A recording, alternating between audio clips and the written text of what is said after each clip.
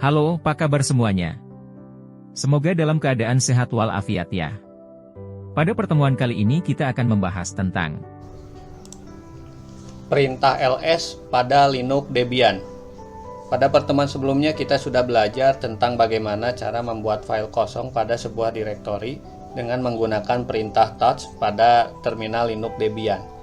Nah, pada pertemuan kali ini kita akan kembali mengulas tentang perintah ls. Seperti yang sudah kita ketahui bahwa perintah ls itu berfungsi untuk melihat isi dari suatu direktori. Baiklah, mari langsung saja kita praktekkan pada virtual machine Linux Debian.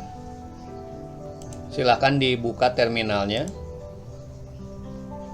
Nah, kemudian di sini misalnya kita ingin melihat isi dari direktori dokumen, maka kita ketikkan perintah ls. Nah, seperti yang bisa kita lihat di home usernya Debian terdapat beberapa direktori dari dokumen sampai dengan ke template, lalu kemudian ada file a.txt. Nah, selain itu kita juga bisa menggunakan absolute path untuk melihat isi dari direktori home ini. Maka kita ketikkan perintah ls. Nah, maka isi dari direktori home ini yaitu adalah user dengan nama Debian.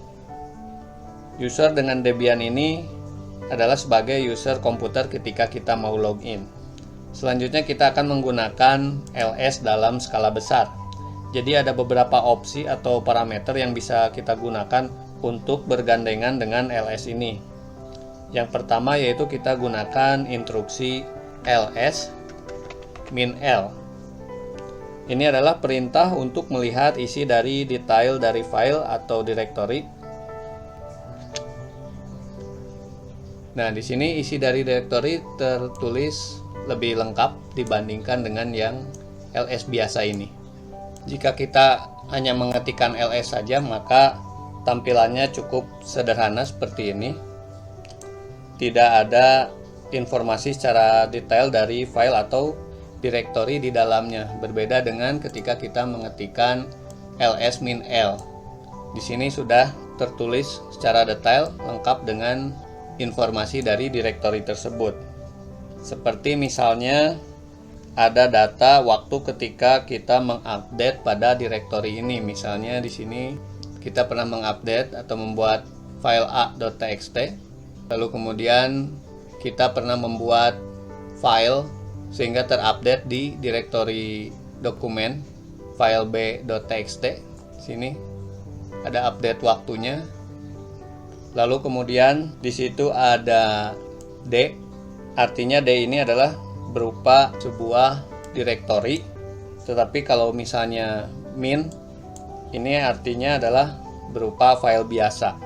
Selanjutnya ada instruksi ls -a.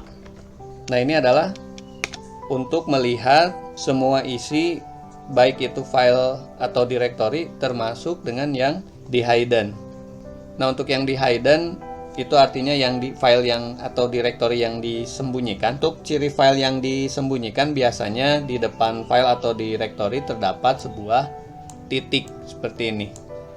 Seperti .cache, .config atau .local seperti ini. Atau yang ada titik di depan direktori ini. Berbeda halnya apabila kita menggunakan instruksi ls biasa tanpa -a, maka file atau direktori yang disembunyikan itu tidak akan terlihat seperti ini.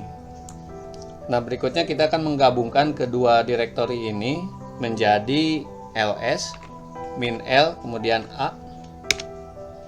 Nah, di sini bisa kita perhatikan informasi dari direktorinya lebih lengkap, plus direktori yang di hidden pun menjadi terbaca. Bahkan di sini menampilkan titik 1 ini artinya current directory, lalu kemudian untuk yang titik 2 ini namanya adalah parent directory. Nah, lalu kemudian kita akan mengetikkan instruksi lainnya. Misalnya kita ketikkan ls -r besar. Ini artinya recursive. Nah, di sini kita akan melihat direktori yang ada. Direktori semuanya ditampilkan. Lalu kemudian kita juga akan melihat current directory kita yang ini. Kemudian file yang di hidden pun terbaca. Lalu kemudian isi dari directory pun akan ditampilkan. Nah, selanjutnya mari kita lakukan pengujian misal pada directory desktop ya. Nah, kita akan melakukan pengujian pada directory desktop ini. Kita akan membuat sebuah file d.txt pada directory desktop. Kita ketikkan untuk membuat sebuah file, kita ketikkan touch, foldernya apa tadi desktop, lalu kemudian nama filenya d.txt. Kita cek, ketikkan ls-r. Nah, bisa kita lihat di sini current-nya ada, lalu kemudian directory seluruhnya ditampilkan, lalu kemudian isi dari directory pun ditampilkan. Seperti misalnya di directory desktop ini terdapat file d.txt yang baru saja kita buat tadi. Nah, jadi kita sudah belajar tentang ls-l, lalu kemudian ls-a, lalu kemudian ls-r. Nah, ini saya ketikkan menggunakan tanda pagar sehingga ini dianggapnya menjadi sebuah komentar, bukan sebuah instruksi, maka tidak akan menghasilkan output apapun. Baiklah, cukup sekian untuk pertemuan kali ini. Semoga bisa bermanfaat bagi kita semua. Terima kasih sudah menonton video ini. Sampai jumpa lagi ya.